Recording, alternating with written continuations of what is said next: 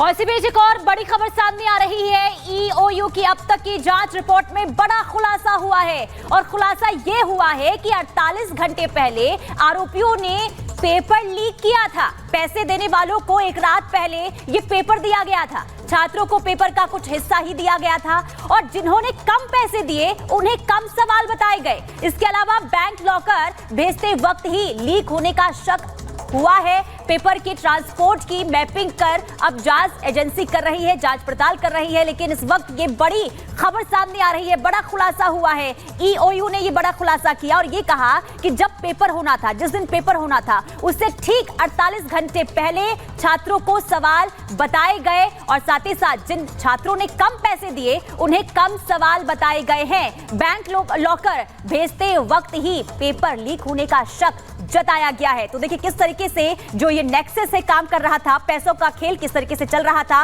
ये ईओयू की जांच में सामने आया है। देखिए लगातार इस पूरे मामले की जांच पड़ताल जारी है। हमारे दो सहयोगी इस वक्त हमारे साथ जुड़े, अनूप जुड़े हुए हैं और इस वक्त जतिन भी हमारे साथ जुड़े हुए हैं। जतिन, कल हमने देखा कि आप जो मास्टरमाइंड है उसके घर के बाहर मौजूद थे, लेकिन उसके घर से या उसके आसपास में जो लोग रहते हैं कोई भी बातचीत करने के लिए नहीं आया। लेकिन जैसे जैसे इस पूरे मामले की जांच पड़ताल हो रही है, सीबीआई इस पूरे मामले की जांच कर रहा है, वैसे वैसे खुलासे हो रहे हैं। और एक बड़ी खबर अभी हम बताकर हटे हैं कि 48 घंटे पहले जो छात्र थे उनको बताया गया कि ये क्वेश्चन आने वाले और आंसर रटवाए गए।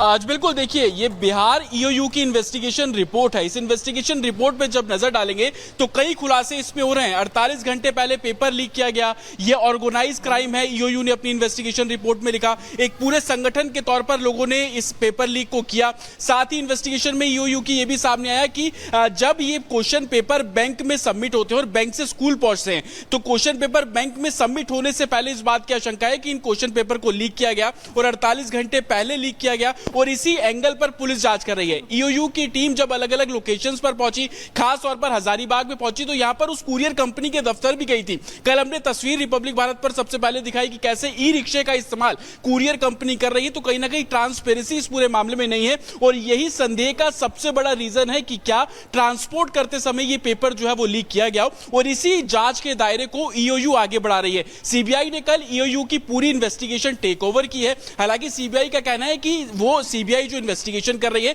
वो सिर्फ एक राज्य तक सीमित नहीं है। 5 एफआईआर टेक ओवर की है, सिर्फ ईओयू की इन्वेस्टिगेशन को आधार बनाकर नहीं चल रहा है। दूसरे राज्य में, चाहे वो महाराष्ट्र हो, राजस्थान हो, गुजरात हो, इन सभी जगहों पर भी जो इन्वेस्टिगेशन की गई है, सीबीआई अपने जोनल ऑफिस को हेड बनाकर इस पूरे मामले की जो इन्वेस्टिगेशन है वो कर रहे हैं। लेकिन ईओयू ने सबसे बड़ा खुलासा इस मामले में यह भी किया कि जिन बच्चों से पैसे लिए गए उन्हीं को पेपर दिया गया और यही रीजन था कि मल्टीपल इंटरनेट पर यह पेपर जो है वो वायरल नहीं हो सकता। हालांकि इन्वेस्टिगेशन में यह बात भी सामने आई कि जिन बच्चों ने कम पैसे दिए, क्योंकि इस बात का आंकड़ा आया था। ठीक है सत्यप्रकाश, आपके पास वापस लौटेंगे, लेकिन इसी बीच बड़ी खबर सामने आ रही है। बड़ी खबर बता दें, नीट पेपर लीक पर पटना से बहुत बड़ी खबर सामने आ रही है। संजीव मुखिया को गिरफ्तारी से छूट मिली है, यह जानकारी सामने आ रही है। 5 जून को ही कोर्ट से मुखिया ने हासिल किया था आदेश और आदेश के तहत नीट केस में गिरफ्तारी नहीं होगी कहा गया है। संजीव की अग्रिम जमानत याचिका पर आज सुनवाई भी होने वाली है।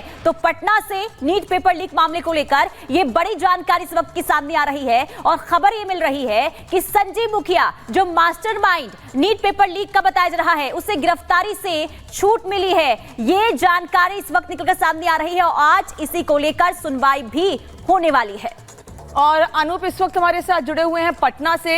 बिहार में हर जगह की तस्वीर अनूप आप हमको दिखा रहे हैं, लेकिन सवाल यह है कि हर रोज खुलासे हो रहे हैं, छात्र मांग कर रहे हैं पूरा पेपर आप रद्द कर दीजिए, फिर भी इस ओर कोई कदम या कोई विचार नहीं किया जा रहा है। ये तो सीधे सीधे नाइंसाफी है छात्रों के साथ। बिल्कुल जाहिर